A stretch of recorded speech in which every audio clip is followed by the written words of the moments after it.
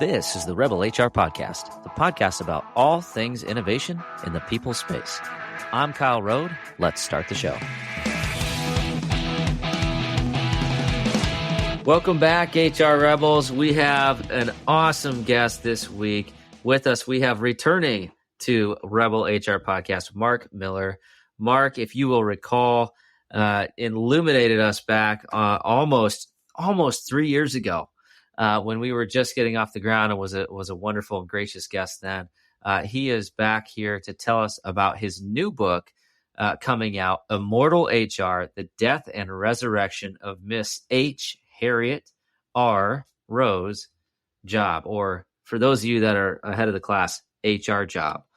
The subtitle here, it is The Death and Resurrection of Ms. HR Job, How COVID and Workforce Issues Made HR Job Critical and Indispensable, if not immortal. Marc, welcome back to the podcast. It's great, Kyle, to see you. You're looking well. I'm so happy for your success of Rebel HR. It's since my episode, I think it was 26, there's another 150 following me, all great topics and topical of key importance to the people anywhere in HR management, from any function all the way up to CEO, so to speak, which many CHROs are becoming CEOs, by the way, but that's a whole other discussion.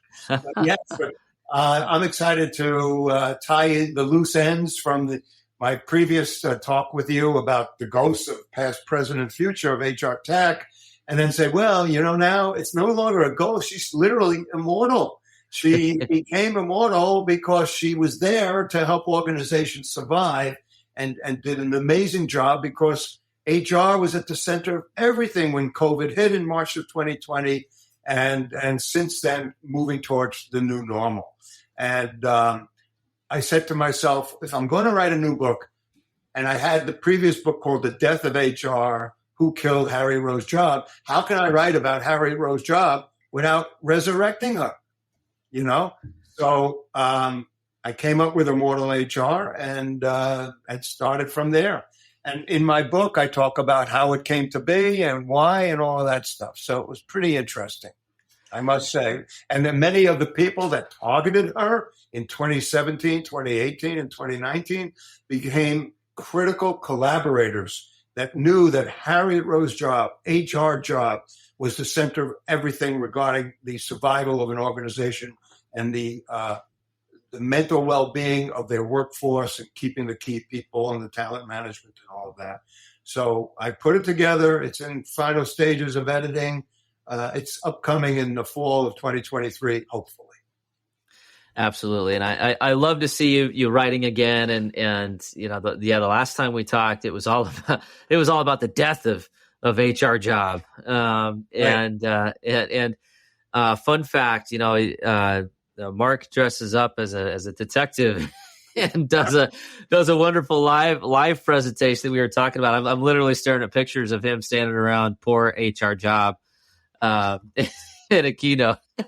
I was able to do a bunch of keynotes where I had friends be the dead person lying in the crime scene, which is in that book, and she had a mouse cord wrapped around her neck, and it got a lot of good interest. And I kind of enjoy talking to large groups, and I had the opportunity to talk to a couple of thousand at one time as a keynote over the years with this talk. And I insist that the stage be totally dark. I'm not even introduced, and all of a sudden the lights go on and they see a body lying there. I love it.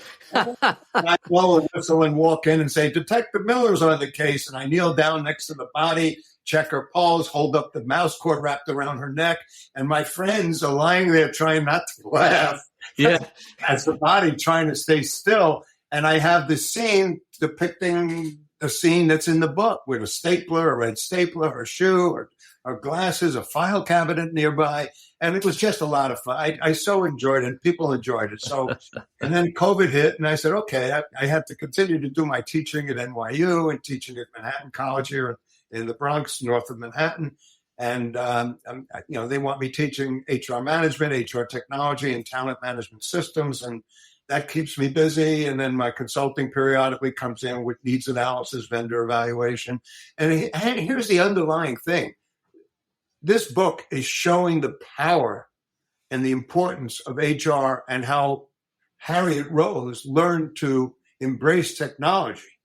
And whereas the original Harriet Rose said, just let me do my job, 9 to 5.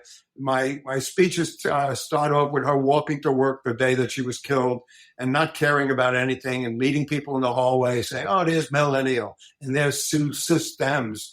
They don't even acknowledge me. She says, she walks into an empty elevator and said, these millennials, they get there a lot earlier than me. I just want to do my 9 to 5 work. So she's dropping clues about people in HR back in 2015, 16, 17, 18. She was a woman of a certain age. She didn't have a lot of good performance appraisal. And she basically annoyed everybody to the point where she became an obstacle and then a target for people to do away with her. Mm-hmm. And that started that book. And now, so in the new book, I have to say, well, why is she immortal? How did she come back?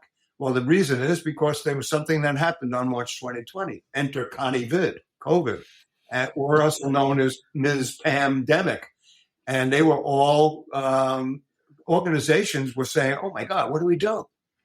What, how do we survive? We've got all this stuff. We got to worry about their well-being. We got to figure out how people could get in and out of the office. There was such software needed. There was technology needed. There were smart apps needed for the smartphones. There was building access. There was uploads of vaccination statuses and cards. There was COVID testing at NYU. I had to go through hoops to get into the faculty and to get into the campus. And then there was, let's do it all remote or let's do it hybrid. When I was teaching at NYU for the first year of the pandemic, we had totally online for one semester. And then they said, let's do hybrid. We have half our students from the School of Engineering. They're in China anyway. So I had a great wall of students in a classroom at NYU with cameras on me and on the wall and me lecturing, with everybody wearing masks behind plexiglass. It was a zoo. And we tried to get across the things we had to do, but it was all had to be figured out. I had a smartphone app that I had to indicate, I'm coming in today, please. And they had an algorithm saying, how do you feel? And also, let's check your COVID status in order for me to even enter into the building, because I had to show it to the guard. It was all fascinating stuff that Harriet and her team of people had to deliver and had to help an organization survive. And that makes up the book with all these different people that used to be people that wanted to do away with her, but she had a working group on analytics, Ms. Analytics, Mr. Arturo Intelligente, artificial intelligence, Mr. Chet GPT for Chat GPT, Mr. Algorithm. And they had a mission and challenges to help an organization right away.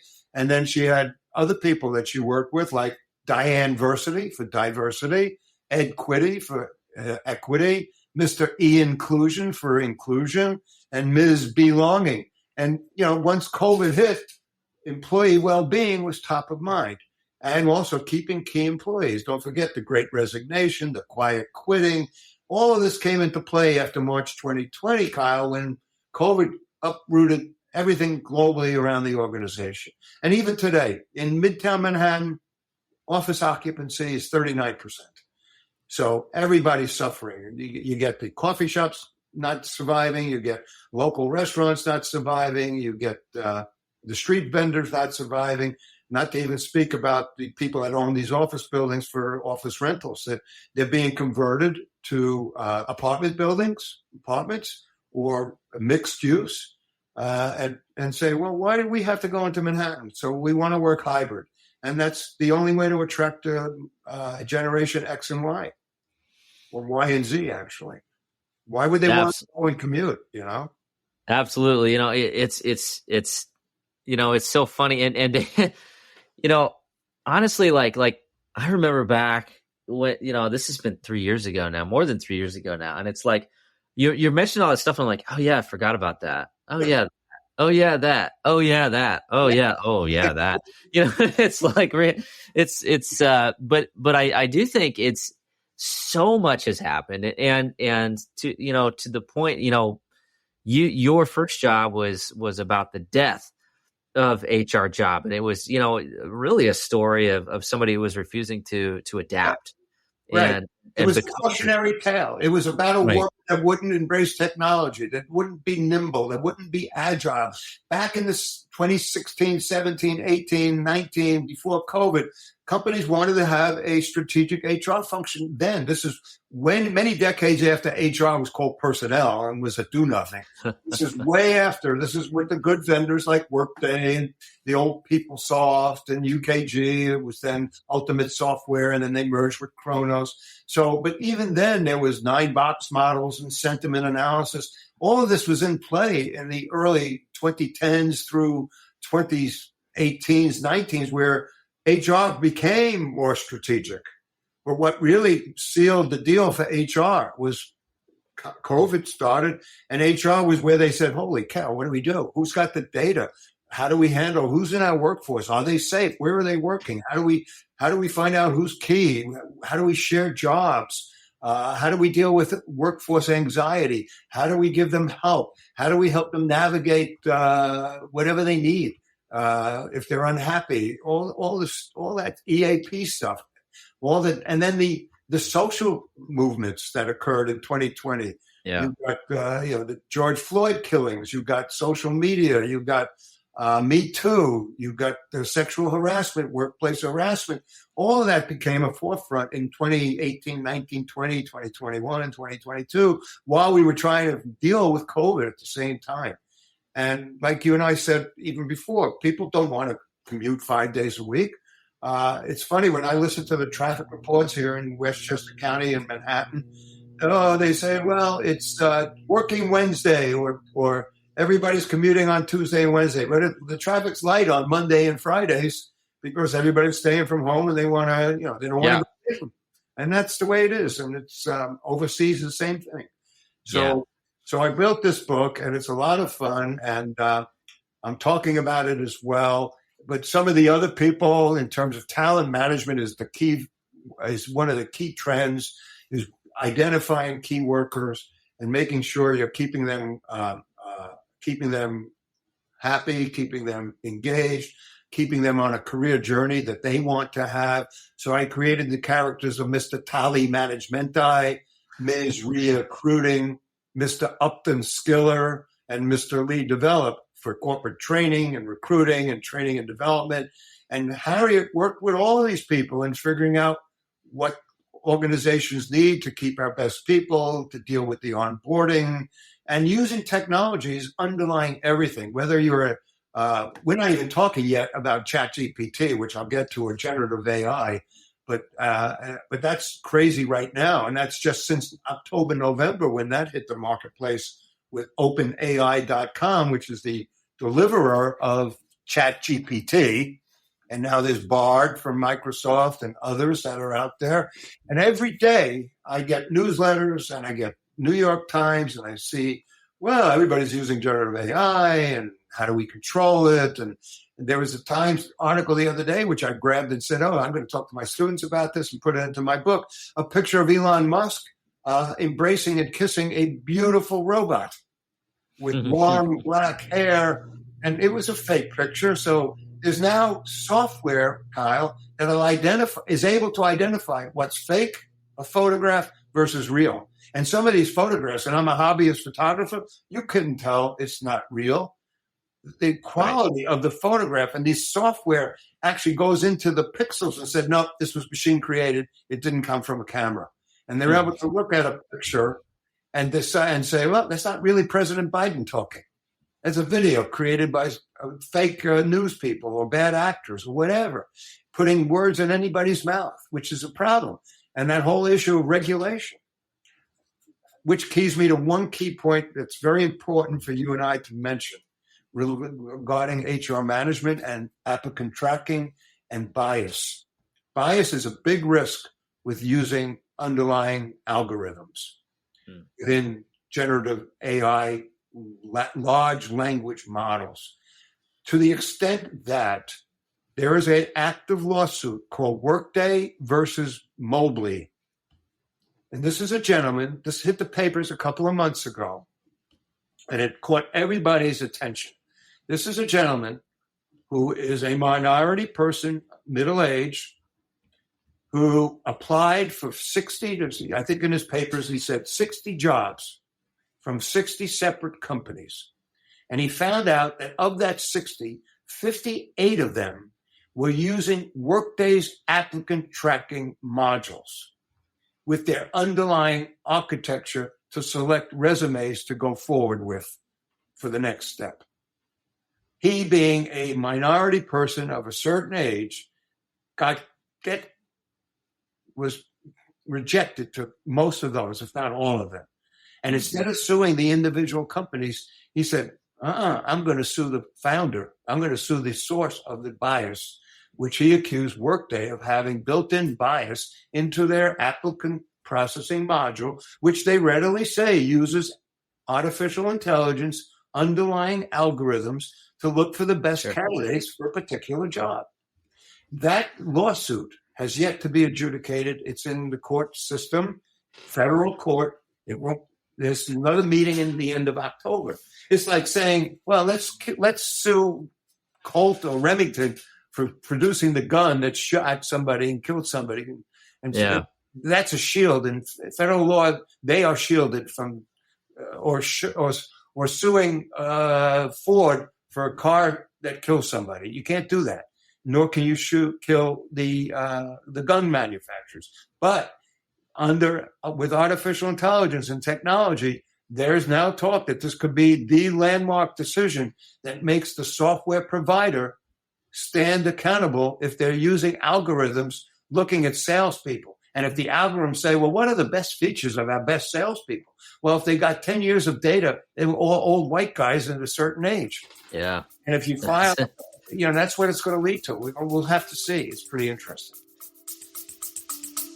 We'll be back after a quick break. And so used to having everything in front of them right away that we forget that innovation just takes time. I myself, I get frustrated too. Why? And this as being one of my best friends is, hey, I talk to you all the time. Hey, man, I'm frustrated in the fact that I can't seem to just get there in the next day. But that's just not how these things work, right? Innovation needs to be planned out. It needs to be very methodical. And then when it finally hits, that's when it seems like to everyone else that it sort of just came out of nowhere. But to you, the amount of dedication that it took over that time. It's fascinating. And I think, gosh, I could talk about generative AI just because I just find it fascinating. But, right. That's that bias exists because the AI is learning from us and we're all biased, right? So it's like an echo chamber of bias potentially if it's done incorrectly, right? Oh, but if it's done, you know what? You and I could stop doing what we're doing and say, let's change careers. We could become what's called a prompt engineer. Have you heard that term? This is one of those jobs that they're like, when you're in school, they're like, jobs that you're going to do might not exist today. Like this is one of them, right? This is one of the newest jobs. People are being paid $230,000, according to the articles I've been reading, to know how to prompt artificial intelligence. That's mind-blowing. And the concept is you have to word your prompt to get the results you want. So one of the people that I think highly of in HR is AI HR, Academy for Innovation in HR. They just created a post on LinkedIn that talked about ChatGPT prompts for HR in different functionality. So they gave you examples. You could ask ChatGPT to create a job description for insert job title, and then ask it to include the responsibilities and say, I want 10. You have to say that. Within seconds, you will get a list of job descriptions based on ChatGPT reading the job description title or the job title.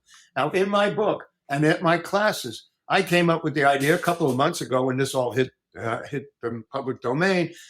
We asked ChatGPT to write the job description for the first HR manager based on the moon. just like that.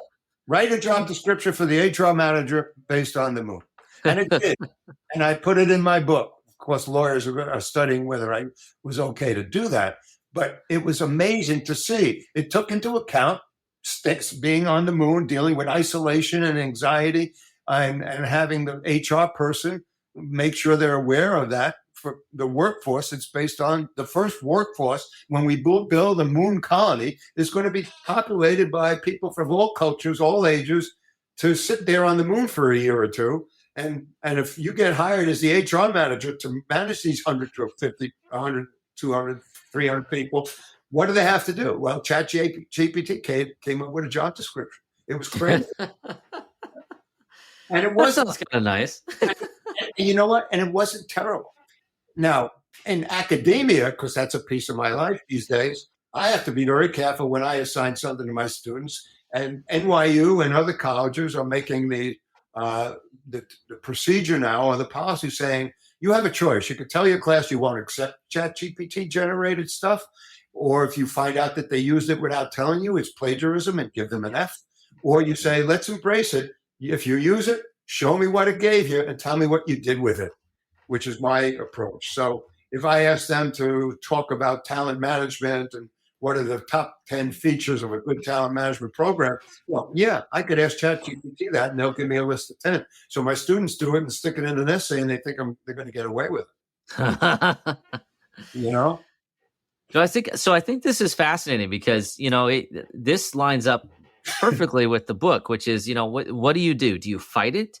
Do you fight the technological tsunami? Because the reality is, like, it's here, and it's generative, so it's learning. It's going to enable an acceleration of technology at a rate that we haven't seen since the internet came around, right? Like, this is, so it's not going away. So do we fight it, and do we build all these restrictive policies and potentially get in the crosshairs again to get killed? Or do we embrace it and figure out, okay, how do we use this for good? Right. And how do we actually embrace this in a way that makes sense and fosters, for everything to accelerate, not just technology. Right? Absolutely. And the word embrace is somewhere in my chapters that are sitting in the editor's desk right now, because Harriet Rowe's job as the embodiment of the function of HR had a new mindset. Before, she had those fatal eyes where she was insensitive and irrelevant and isolated and all that. But now a new mindset, she had to collaborate. She knew she had to embrace technology. She had a whole bunch of mindsets that led to her ability to collaborate and know the importance of technology, talent management, the employee experience, sometimes known as EX, sometimes referred to as UX. Now it's even broader than that. It's called DX, the whole digital experience that employees expect to see when they log on or search for a job. They need to know how to use analytics. They need to know. Harriet had to embrace the concept of data visualization to tell the big picture story, to get permission from executives and get money from executives to invest in technology, to see the actionable insights based on metrics and predictive analytics. She didn't want to do any of that when she was killed. So she had to say, I've got to change my mentality. I've got to know that there's a difference between being effective and being efficient. Right? I could be efficient and pick a new HR technology in 3 months, but am I being effective? It might have been the wrong technology. It wasn't effective. It was efficient, quickly, under budget, but it was the wrong thing. It wasn't efficient. So the whole concept of talent management, workforce analytics, upskilling, there's a whole bunch of trends that cybersecurity is also on the plate of HR. Oh, yeah. Yeah. And the whole concept of career journeys is another mindset that she had to embrace. Not only identifying talent and the key employees, but also for those that are struggling or those that are unhappy and want a different career. There's now great software vendors out there that make it gamification, it's called, to say, okay, Miller, you're a janitor and you want to be the CEO of the company, or you want to be the CHRO, we will not debate that you're a janitor now. We will give you the steps to take from you being the janitor of this big company to becoming the CHRO of the same big company by following these steps. And it may take you 10 years, but here's what we recommend are the steps for you to go from a cafeteria worker or a janitor to become the CHRO. And it's all in all serious. There are legitimate training and steps that can be done to get somebody like that. And there's software out there. It's called Career Journeys, which is another new thing that software is built for us to use. And also the predictive analytics. There's metrics and analytics saying, okay, what's that turnover? What's it been for the last 5 years? But that's cool. Now we know we have 150 salespeople based on today, 2023, and say August 1st. But we're strategic now as a function, and we now know that us as the we staff the showrooms for BMWs in metropolitan New York, and we have 100 salespeople. But we now know there's going to be a new electric car coming down the pike in January of 2025, maybe, and our turnover rate is X. If we do nothing, we're going to not have 100 in a year and a half. We're going to have 50. Because turnover is going to just drop it. So we better start, and we know it takes 6 months to train people on the new features and functions of an electric vehicle versus the old versions of BMW, Ford, Chrysler, whatever. So HR is being able to raise their hand saying, based on our metrics, our predictive analytics, regression analysis, and the people we have in our pipeline, we better start doing something today in 2023 to hire new salespeople to be ready when that new BMW electric vehicle rolls off the assembly line 2 years from now. And all of a sudden people are saying, holy cow, HR, good catch. We didn't think about this. You're important. Right. Yeah, it's that type of thing. Yeah, absolutely. And I think it's where we do have to take a leadership role in human resources, because I like to think about it like this. Well, if not us, then who? Right? Like, who else has what I think is one of the more exciting jobs within their organizations to see all this stuff intersects, right? Because we're here at the center of all this, because it's all people, right? Like how do we keep people healthy? How do we keep people engaged? How do we keep people, motivated? How do we make sure they have a great experience? How do we make sure we have enough? How do we make sure we have the right ones in the right seats? It's that's it. That's our job. And now we have some cool tools to look at, right?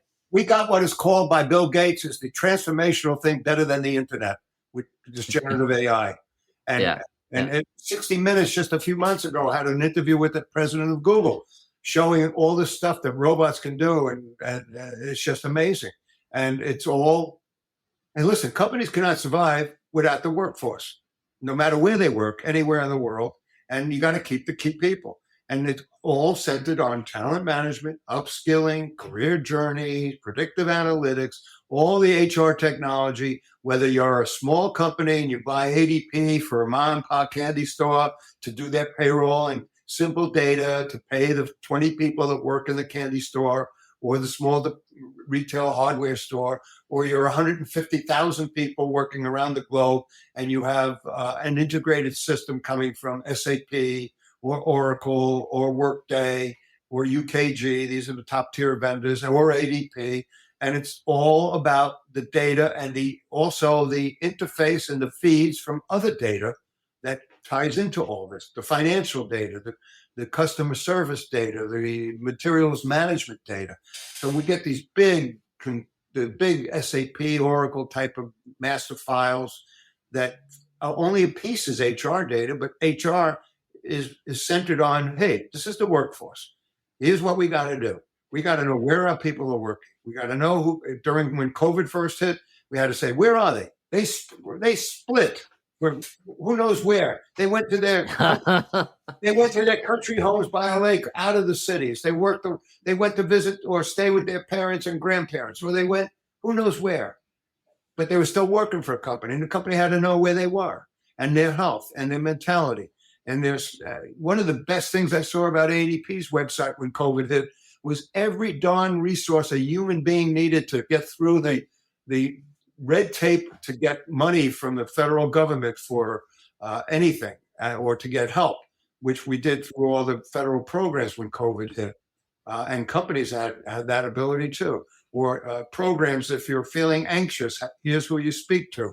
And then also teaching people how to use Zoom. Yeah. People didn't know what to do with Zoom. It changed everything. Unfortunately, I had people that lost loved ones during COVID and they couldn't even be there at the end, and they couldn't even have funeral services in person. It was a terrible time that we forget about how bad. And same thing with corporate America. Organizations that had a lot of people exposed to the virus, forget the healthcare workers. But God, I have great respect for the nurses and the doctors who were in the front line. They couldn't take off and work from home. Yeah. The bus drivers, transit drivers. Yeah. So it was so everything was there, and HR was at the center of everything. And everybody went to HR and say, holy cow, what do we do? Who has the data? HR has the data. What do we do about the New York City mandates for vaccination? What do we do about building access? What do we do when somebody has a fever? What's our protocol? Do we fire people that don't show up? I mean, all of this stuff is ethical and interesting work issues. Yeah, and I think what's fascinating about this whole thing is we've talked about the pandemic and COVID and we had to step up there. We've talked about kind of intersection of technology and analytics and big data and how that can be used. But what I have found at the center of this is the individuals in human resources and other corporate functions for that matter, that the ability to truly interact with humans and understand what truly makes people tick and what people care about and what actually matters to an organization is the people, and it's those that can kind of help bridge the gap between the technological need and everything that's changing there, the kind of the external environment that's causing risk or confusion or frustration or social unrest, and ultimately help an organization understand, okay, how do I deal with this? And how do we, at the end of the day, how do we help our team? Right. And how do we win? And how does this all come together? And that, for me, that's the exciting thing. Underneath that big picture statement that you've just made is the issue of dealing with teams that are made up of 4 generations in the workforce. Right. Have different cultures, have different ways of doing things, have different ways to interact and communicate. When you have a company where they've got generation X, Y's, and Z's, and the baby boomers still hanging out. Everybody has different needs, and the company says, well, you know what? We like having our older people be mentors and sharing the knowledge of the 20 years they worked with us. We don't want to get rid of them. And some younger people say, oh, who do we need? We don't want to work with an old guy anymore or an old person. So it's all that understanding of the generations and having them to. It's all part of talent management. It's acquisition, it's retention, and it's education and training, and then it's deploying, and it's all based on humans at work. And eventually, are robots going to take over a lot of the jobs? Yes, they will, but there's still going to be people that have to program those robots and get them to do it. But there are organizations that are saying, well, is your job vulnerable? And yes, if you're an administrative job, based on these ChatGPT type of things, if your job is nothing but writing job descriptions or a recruiter finding a resume that matches a job requirement, you will be benefited by these generative AI and should be happy about it instead of worried about it. It's going to save you time to find the top 10 candidates out of a pool of 1,000 resumes in your system, and then you move on to other jobs and increase the speed to hire and help the company fill positions. Because if you keep a generation Y and Z person waiting for more than 2 to 3 weeks to get a final job offer, they're going to go to some company that's way quicker.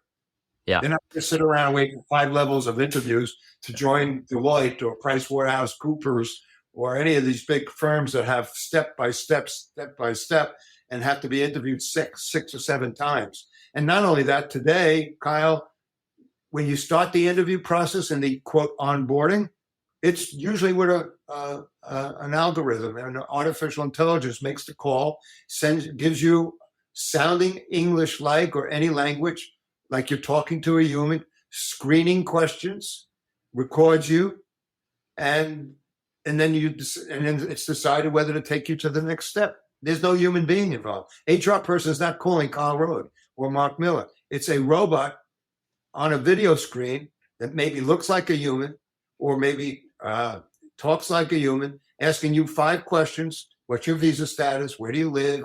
And then here's the reverse side. With fake photographs, I could change my look. I can make myself look 30 years younger and say, I'm Marc Miller. I'm 29 years old. And who would know? That's another question about regulation. Who knows? Right. And who's held accountable when they hire me? They think I'm 40 when I'm 50 or 60, whatever. So when these things get into the hands of anybody, fake news and all that stuff we hear about, there's got to be regulations. And we don't know yet what's going to happen. And that's what's interesting. Yeah, I do. On this podcast, I've interviewed somebody who's their job is to create AI generated faces that look like people that work at the company, and they train. Right. But then you can take, but what's cool about it is that you can just take copy, like, what do you want to train on?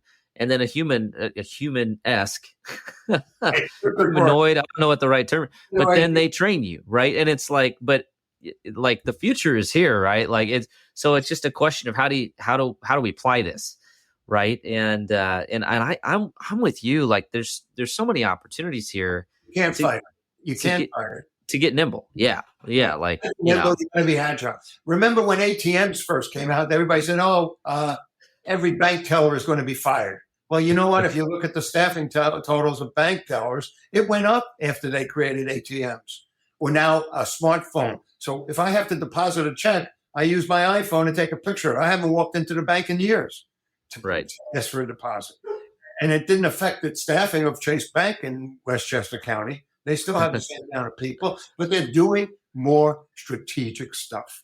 They're allowing the administrivia to go from 60% down to maybe 20%. And then they're doing much more strategic planning and interdepartmental stuff. And that's the delivery model that Ulrich and Josh Person and myself and yourself with the podcast are saying, hey, HR people, embrace the technology. Know that talent management's key. Know that generation X, Y, and Z and the C generation, I read, the COVID generation that have been shaped by COVID, who were maybe 10, 11, 12 in 2020. So now they're 15, and eventually in a couple of years, they'll be entering the workforce. Who knows what they're going to be wanting to see? Well, if my son is any indication, it's I used to run around the playground and scrape my knee and just stay out till dark. Now he's doing the same thing, but it's a digital avatar, and he's sitting on playing Roblox or Minecraft with like 6 people on a video call. Crazy. And sitting in his room. It's crazy. Before he gets out and gets some fresh air, but not in the heat wave. I got you. But, it's the whole thing. Listen, if you want to go crazy, you can watch people walking into walls looking at their phone. There was one great clip I saw on YouTube. It might have been overseas, and woman just kept walking in a mall and hit one of those fountains, tripped over the edge, and fell right into the water holding her phone. I get it. Yeah, I get it. There's a reason that, like, on the manufacturing floor, like, no cell phones, because we don't want people to fall over everything because they're checking their. It's amazing what's out there. I'm an older generation, and I was raised that when you walk opposite people converging, turn to the right, and they should turn to the right, and you don't bump into each other. This new generation doesn't seem to understand that. I walk my dog, I'm going to the right with the leash and the dog, and they're going right back to the leash again. It's just, so they say, don't you know you should turn to the right? And I go to the right, and we both pass each other. It's little things. It is, yeah. It's a brave new world, but I do think that what I love about your approach, and you said it a couple of years ago, and you're saying it again. It's about evolving, right? And it's about growing and being strategic and being valuable, and calling out these things that are easy to be afraid of, because they're changed. But at the end of the day, that's, we got to be ready for it. So in the last minute, let me just tell you about the key components of the mindset that Harriet Rose Job went from being inactive and intractable. These are the shape of her new mindset. If I ask Google or Wikipedia what is the definition of a mindset, they'll talk about innovative and agile and things. But within that, for my book, I said, these are the things that Harriet Rose Job had to understand and collaborate with each other. And one was to understand the difference between effectiveness and efficiency. That's a key thing. She had to know about employee engagement. She had to leverage HR technology. She had to emphasize talent management. When I say she, it's her and her collaborators.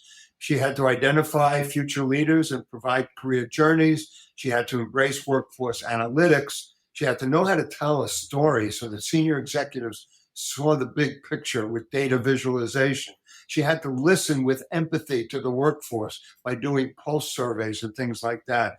She had to, again, sell the whole EX, UX, DX of the workforce. So if you boil it all down, it's just a couple of these key trends: upskilling and talent management and hybrid work and ESG, environmental, social, and governance, and sexual harassment or workplace harassment concerns. It's basically doing whatever it takes to be the mother of all these workers, and make sure that they're no longer disquieted, they're calm, and they're working at their highest peak, I guess is the concept. So Harriet embraced that new mindset. She became critical. She became immortal. I love it. And with that, I think we'll leave it right there. But that's, from my standpoint, that's what's so exciting about where we're at. We're at an inflection point in my mind where, we've had the opportunity to rise to the occasion, and now, we can become immortal.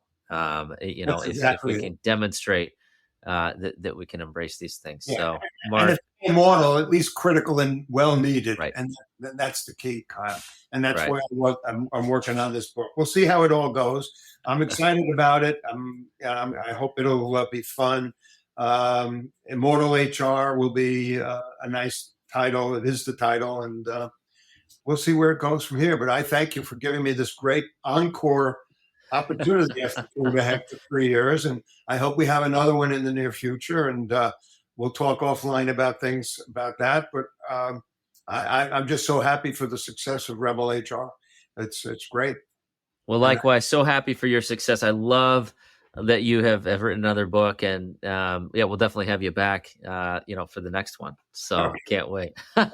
Marc, always a pleasure. Just absolutely love getting the opportunity to learn from you and just reconnect. And thank you again for putting the book out there.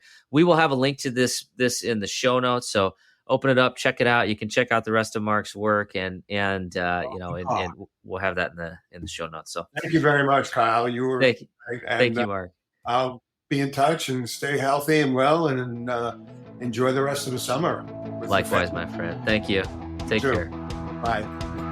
All right, that does it for the Rebel HR podcast. Big thank you to our guests. Follow us on Facebook at Rebel HR Podcast, Twitter at Rebel HR Guy, or see our website at rebelhumanresources.com.